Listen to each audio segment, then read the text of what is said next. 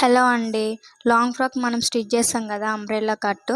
చూడండి కింద ఎంత హెచ్చు తగ్గులొస్తుందో. మనం ఎంత కరెక్ట్‌గా తీసుకున్నా కూడా ఎవరికైనా సరే ఇలాగే వస్తుంది. అలా వచ్చినప్పుడు కింద ఏసుకొని ఎవరినైనా నడుము పట్టుకోమనండి మీకెవరైనా ఉంటే.